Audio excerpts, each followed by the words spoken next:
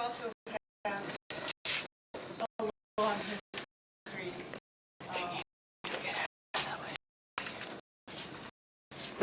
Very important history of standing up to this. After having left the CIA as an intelligence analyst and brief. And we're very fortunate to hear from him. Kevin Gosztola.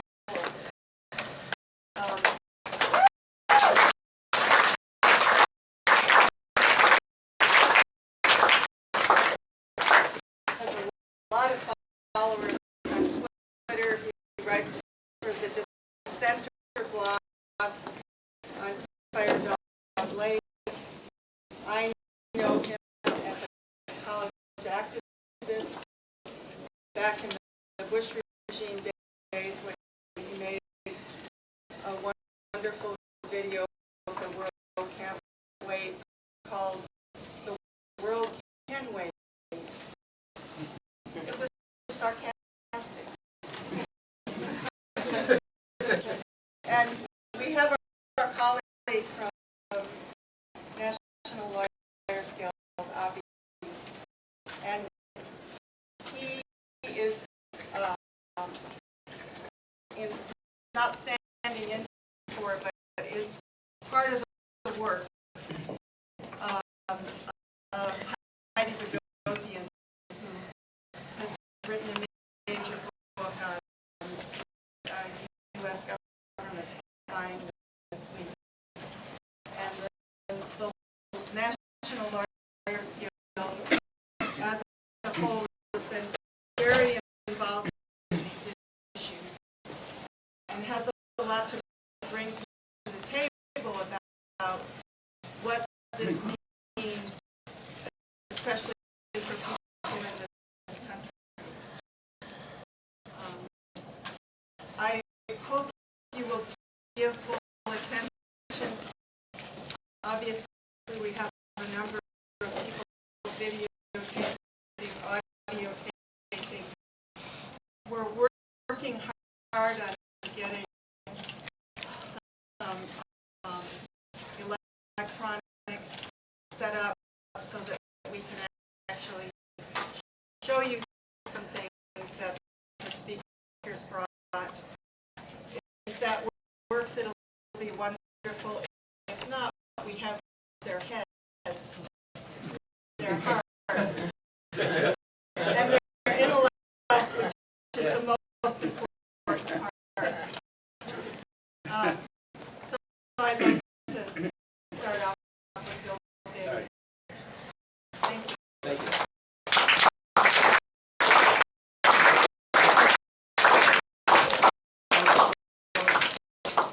Thank you all. Thanks for inviting me. It's always a pleasure for me to come to help explain some of this stuff to everybody that I've, because it's a lot of things being confused by our government.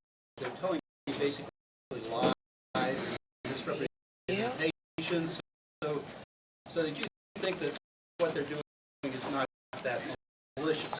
Okay? That's really what they're doing. But this all started because first of all, programs I ran inside NSA were designed to help manage the digital age, which meant how can you manage massive amounts of information and reduce it to the point where you can focus it in and make sure that information is relevant to the targets you're really after. That meant, terrorists and dope smugglers and money launderers and things like that, criminal activity around the world. So my entire approach was to do a focused attack, but at the same time I had to design it in such a way that it can manage all the terabytes of data being passed around every minute. So I had to be able to scan through that, to be able to select information out.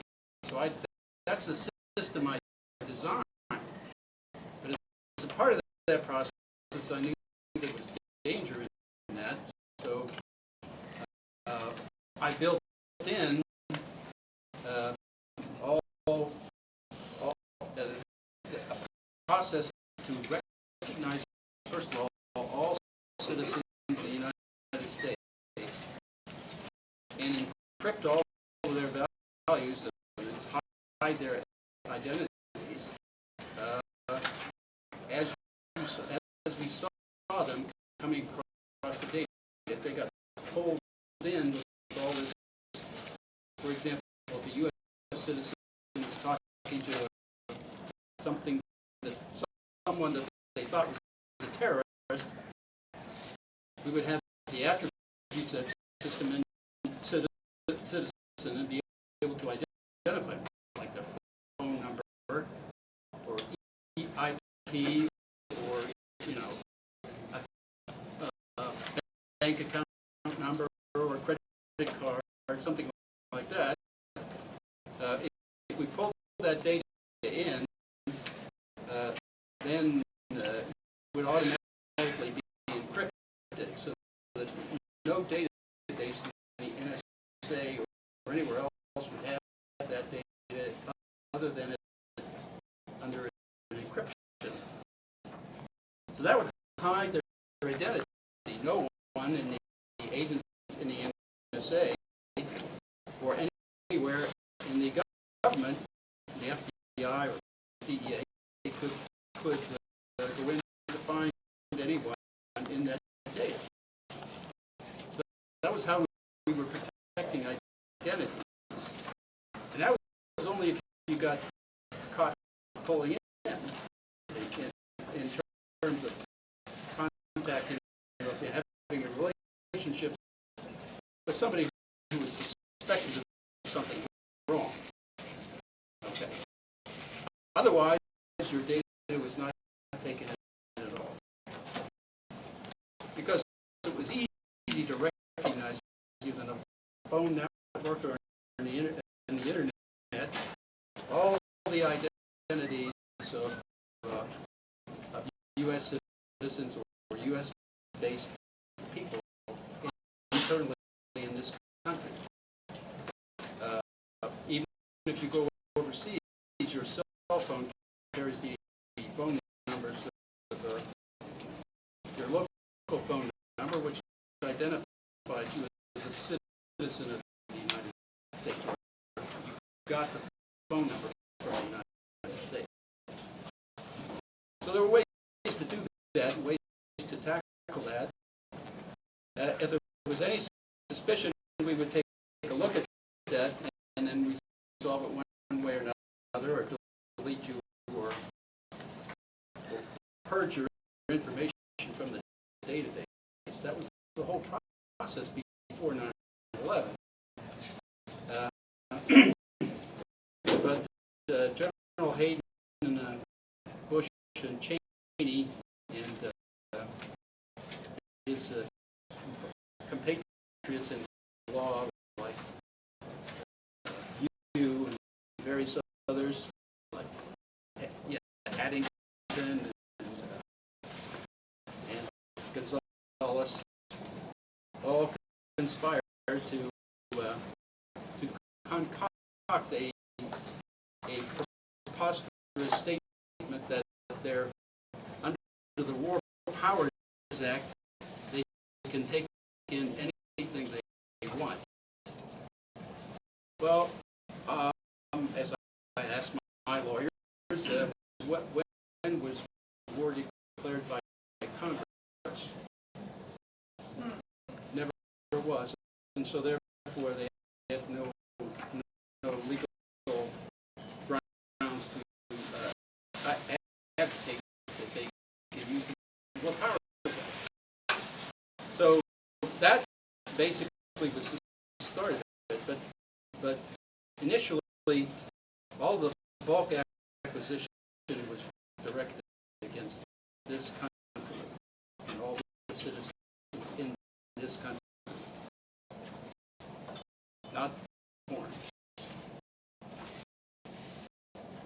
Okay, so that was the first take-in. They started with AT&T that I know of. They take in about 320 million records every day of your calls back to one another, domestic. That didn't count any foreign. This is all domestic communication. So then from there it branched out into emails with Narrow devices on the fiber optic lines, and I had some slides here I wanted to show if we can show them.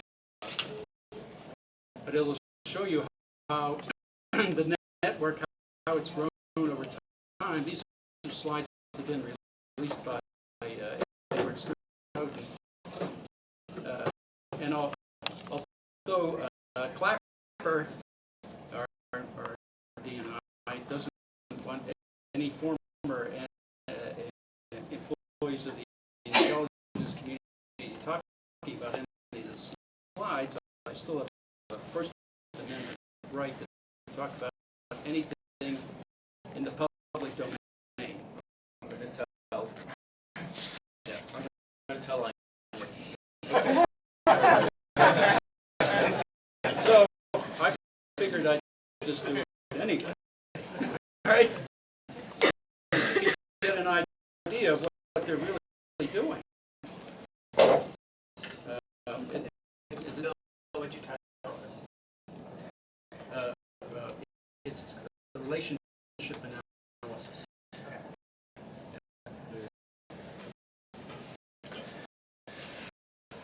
So, but the point is, it started with all U.S. citizens. Now I knew the power that the first thing they did with it was to remove all the encryptions, the protections of your identity. So now they know everybody. All the data was laying there for, and the primary user here is the FBI and the DEA, law enforcement. It is not for terrorism. The domestic collection is not for terrorism, it's for law enforcement. They have direct access to these databases, and they're using them to arrest people. And I'll show you some slides too. That's also on the web.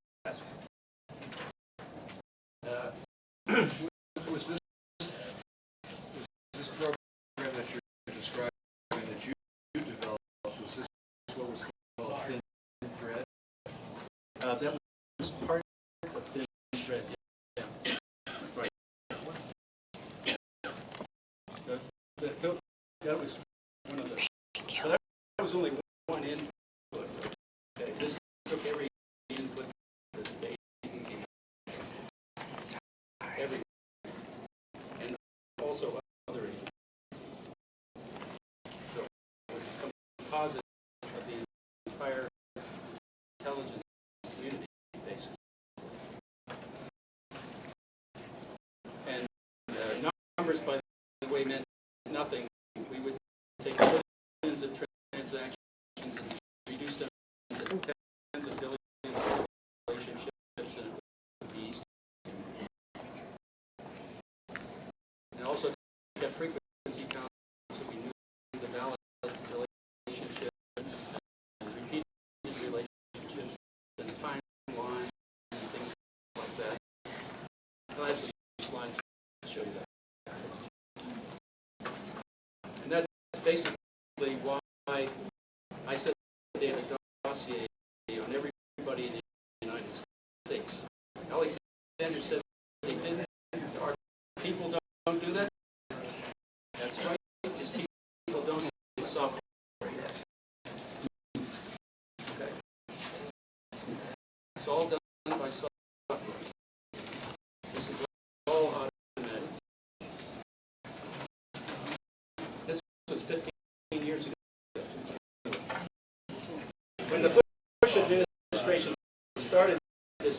on U.S. citizens.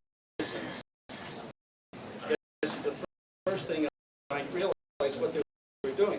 This is a totalitarian procedure. This was done by the KGB, Stasi, the Gestapo. This is what they all did, except they didn't do it quite as well. Okay. So I refer to this as the Stasi on steroids. Okay. So because it means you can do everybody all the time, as often as you want throughout the day. Watch them, everything they're doing, every electronic thing you do in life can be recorded, stored, timelined, analyzed in a profile. That's your dossier. That's what they have. When you compile that data, that's what the software will do. And now they're still having trouble analyzing it because they don't have the automated programs to go through and figure out what it means or what's significant or important there. So that's why they issued the NSA, the White House Big Data Initiative back in early 2012, I think it was, soliciting private industry to come up with algorithms to go through large data sets, figure out what's important there, so they don't have to use people because they can't get to it. It's like when you're after a target and you use a Google query, for example, and you get hundreds of thousands, if not millions of returns, you can't get through them. Well, that's the output every day of stuff they take in. So every day, the next day, you get another hundreds of thousands or millions. And you can't get through that. So you can't get through this data. That's why they need these automated algorithms. So it basically means they're dysfunctional. That's why they can't stop the Boston bombing, the Fort Hood shooting, the New York, the Times Square bombing, even though the malfunctions, it was still, the fellow made it to Times Square and tried to detonate it. They still didn't stop that. It was only local law enforcement that did that, right? And someone who observed what they were doing. And also, they didn't stop the underwear bomber or any real bombing threat. They didn't stop. Right? They were pretty good at stopping people by We'll get your slides. Oh, okay. All right. Well, this was kind of some of the electronic input that they would take in. You turn on your computer, you're driving around with your cell phone. You can take the GPS off you that way, or you can go through you have an easy pass card, and you can check you as you're moving along, or any kind of electronic use, credit cards, anything. So that's what that simply means. So then, what I did was I went through the web and I looked up all of the. You can go through the next 3 slides pretty quickly. I was looking at all these companies and all the fiber optic lines they had installed on the web, by the way. And you can look and see where their major fibers converge. Now that's a primary point then you can see multiple fibers simultaneously, gives you the maximum look at what's going on. And so I said, well, okay, if 3 or more fibers converging in a city is the primary place for them to put Debra or Barron or other recording devices for phone calls and things like that. And so these were the cities. And you can just flip through the next 2 slides. And it goes around the world. This is not locally, although 80% roughly of the fiber optic lines come through the United States. That gives us the hometown advantage for looking at worldwide communications. So that's one of the main reasons there's more in there. Now, this is a very, very important slide. Although everybody focuses on the prison part of it, that's not the important part. The important part is the upstream. That's where all of the fiber collection is done. That's your real-time acquisition of data. That's where they record phone calls and they take in all your email, chatter, whatever you're doing on the web. That's where that is acquired. The prison stuff simply backs it up. This is the program called Fairview, and this shows you where these fiber taps are in the continental United States. Now, if they were after foreigners, all they do is put them all along the coast where the transoceanic cables come up. Okay, because that's where they can see foreigners communicating. But all the stuff inside the country, that's not foreign collection. That's all domestic.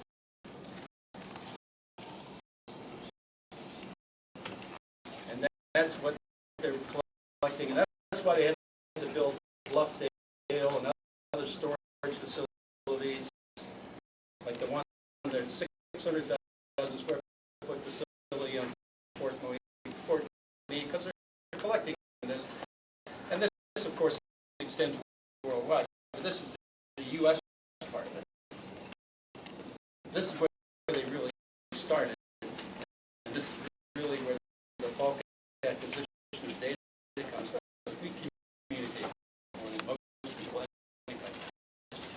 in the United States. So, Bluffdale is in Utah, that's a big 1 million square foot storage facility they put out there. I originally estimated it to be something like 5 zettabytes of storage. I took that. I mean, Cisco, who manufactures routers for them, and they buy routers from Cisco, estimated the transition of data into that facility to be at 966 exabytes a year, which, if you allow them, say, a minimum of 5 years of storage, that's 5 zettabytes. Roughly. So, if they do I always tell this joke. If you do, you don't have to. The zettabyte is Yoda bytes, right? And then they don't have anything after Yoda. So, but if they make a breakthrough in quantum storage and quantum computing, then Yoda is not enough. another one. So I propose that we make that one a lot of bytes. Or a bunch of bytes. Something, you know, but something silly. But at any rate, you know, that's the idea. They're gaining more capacity to acquire information and store it. Storage is getting really cheap and small, and you get a lot of data in a very small space. So now they have a lot of space to store a lot of data, and the means to get it. That's what that other is. Now, when it comes to looking at this data, here's how basically you filter out all U.S. communications. It's real simple. The public switch telephone network worldwide is numbered in 5 zones of the world. Zone 1 is the U.S. and Canada and some of the islands. Zone 2 is Africa. 3 and 4 are Europe. 5 is South America. 6 is Australia. A little bit of Southeast Asia. And 7 Russia, and 8, 9, and the rest of Asia and South Asia. If when you make a phone call, right, you dial 0 from the United States, you dial 01 or 011. The next number you dial is what zone of the world you're going to, right? And the next number after that is the key, is the switch, basically, to the country. So the country code, like if you went to, well, okay. But anyway, that tells you how the whole thing is numbered. That means you can identify. I mean, you have to tell these switches what to do. This is done automatically by a switch. That's how caller ID works. Okay? So these numbers are going through. That's how it gets routed. So there's no excuse for not knowing that somebody from San Diego called somebody in Yemen. Right? None at all. There's no excuse for that. In fact, they didn't. They knew that all along. That the part about we didn't know that was the outright law. So anyway, just to separate U.S. citizens or U.S. domestic communications, just looking at it, right up front, if you're in the anywhere in the world, you dial 000 if you're trying to get out of your country.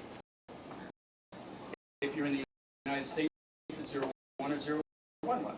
That means one end's guaranteed to be foreign, if not both are foreign. So, but if you hit one, both ends are in the U.S. So that means right away you can separate all domestic communications from everything else as it occurs. And the same is true with IP numbers, IPv4 and IPv6 on the internet.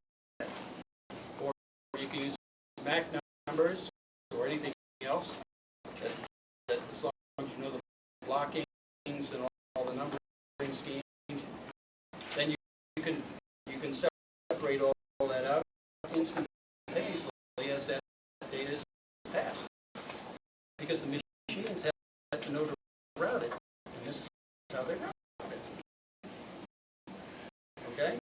So even if they give you a temporary IP, it still is from the block of the world that you're in. So if you're coming from zone 2, you use a temporary from zone 2. That means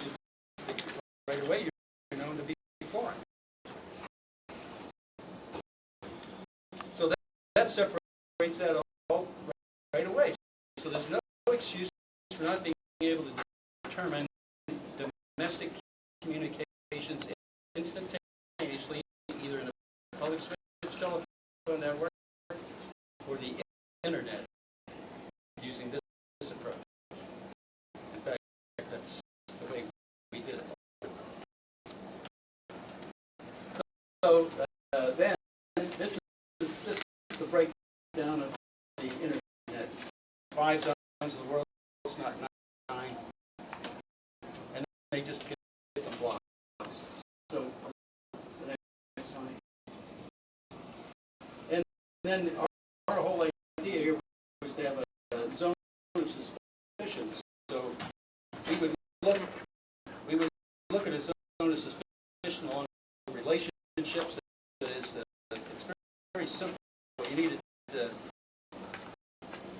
needed a quick reaction interrogation file so you can get through data passing by a terabyte. So you have to be really quick. You can't. If some starts backing up, you're going to fail. So we did a real quick index, which is simply a flat file, B plus B index.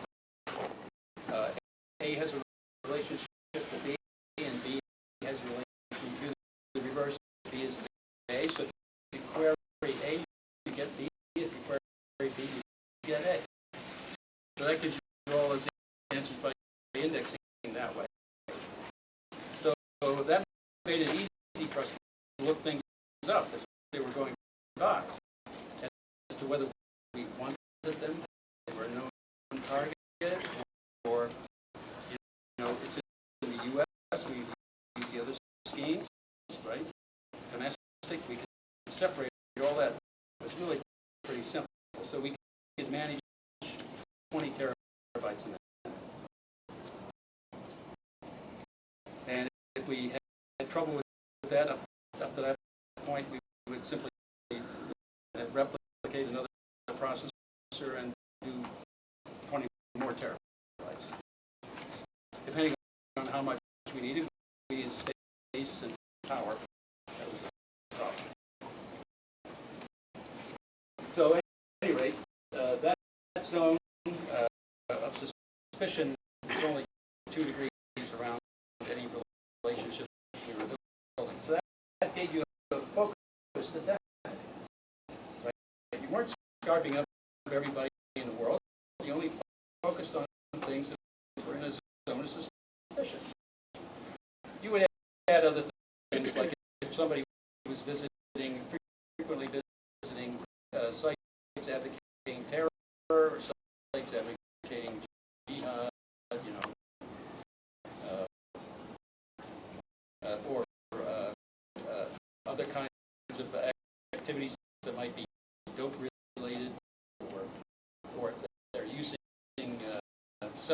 satellite phones in the mountains of Afghanistan, likely terrorists, or the same is true in the jungles of Colombia.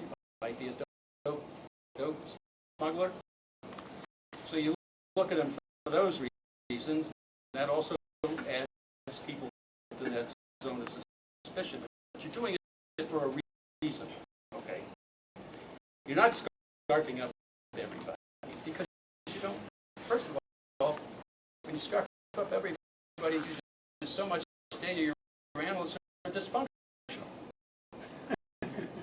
Okay, that was fundamentally true even before 9/11, before they did the bulk acquisition. They did the bulk acquisition. They gave them orders of magnitude more data, and so their analysts are orders of magnitude more buried. So they're not solving anything. That's why they're discovering and stopping these terrorist attacks. So they don't have a focused approach, and they aren't doing things smartly. That's the problem. That's because there is an awful lot of money in doing it the way they're doing it.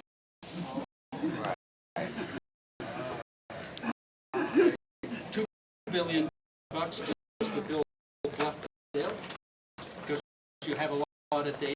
If you do this attack, you don't need Bluffdale. That's the difference. And all those companies and all the money, the tens of billions every year that they get, roughly 70 billion a year goes to contracts for the intelligence. So that's since 9/11.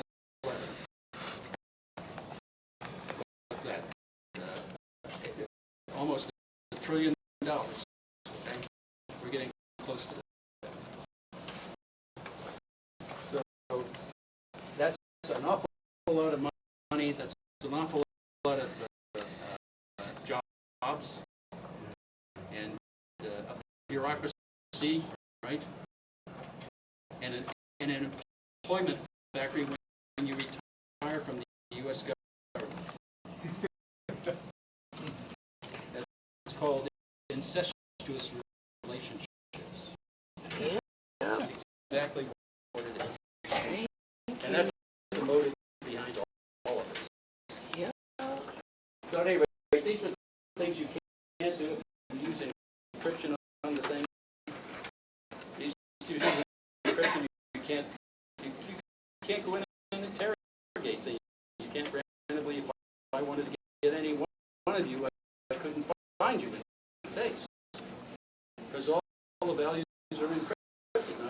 I don't have the knowledge what the encryption value is. I could go request a decryption from the courts if they would have, if I had probable cause.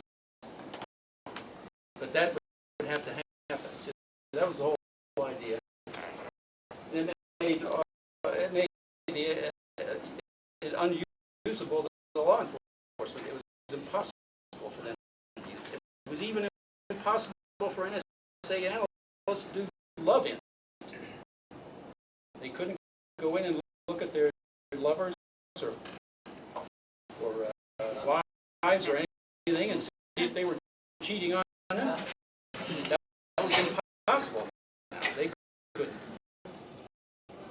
So, but this is what they removed, okay, from the process in 2001, because their objective was law enforcement and lots of money and building an empire, and that's exactly what they've done. Okay, you can skip through this. This was simply, this slide was simply stepping through to show how that process would work. And this is what a timeline would look. You list all the attributes down the side, give you the activity over time. And then you index it down here if you have data like an email or a phone call transcript or audio. You have an index here, and then you can point to it up there, and it'll pull it out, and you can listen to it or read it. So the point is that it gives you a package to identify and isolate all the activity you do. Bank transfers, phone calls, emails, whatever. All of it's done by software. No human intervention at all. That was 15 years ago. Now what they do with the data is they do this the Special Operations Division of the Drug Enforcement Agency is the one responsible for looking into the NSA collected data for criminal activity. And so what they're doing is they have to have rules on how to use this data because it's not acquired with a warrant, so it's not admissible in court. So you can't just take that data into court and use it to convict people. So here are the rules that they've adopted. You can't talk about it to the courts, to the attorneys, or anything, or even to foreign counterparts if you're going to tip them off as to criminal activity. And then the next slide. So in order to do that, what they do is we flip to the next slide. Okay.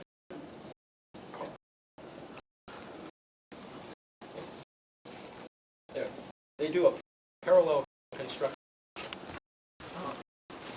Okay, the parallel construction simply says, all right, you know where all the data is, so go do your normal investigation techniques that we usually would do to find information, and of course you know where it is to begin with.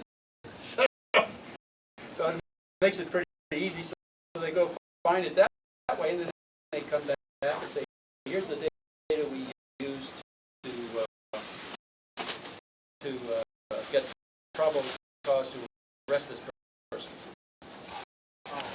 Okay, so what that means is, and I call this a planned program perjury policy run by the Department of Justice of the United States. They're framing people with this data, and they're perjuring themselves in court. In fact, the latest perjury, the Solicitor General of the United States lied to the Supreme Court to get the Amnesty International versus Clapper thrown out. He said that all the data that NSA collected, if they were used, if they were used against somebody in court, that the defendant would be told, so that they could, have the right to challenge discovery, and they would have their constitutional rights in court. Well, that was a lie. They never did any of that, and now he's scrambling to try to find out how many cases have they used the NSA data.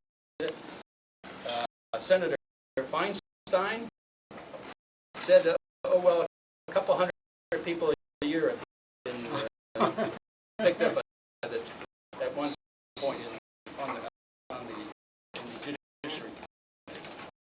That's why this program is important.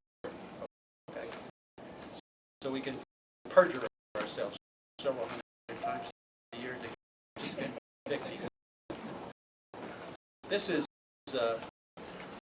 is fundamentally corrupting and subverting the entire judicial system of the United States and every democracy in the world. This is subverting the entire, like for example, just collecting the metadata tells me who you talk to. That's a violation of your First Amendment rights of free association. Right? And then collecting the emails and everything, that's a violation of your Fourth Amendment rights. And your Fifth Amendment rights, because I'll use that against you in court, and I'll do a parallel construction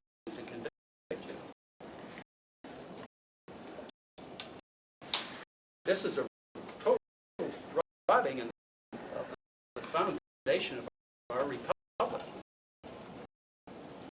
And it affects everybody.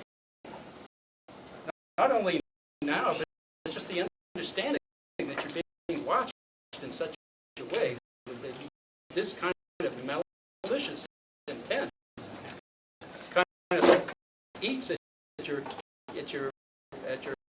feeling of the ability to be creative and innovative. That destroys your civilization. I mean, look what happened to the Soviet Union. A bunch of drunkards under the Soviets. Or the East Germans under the Stasi.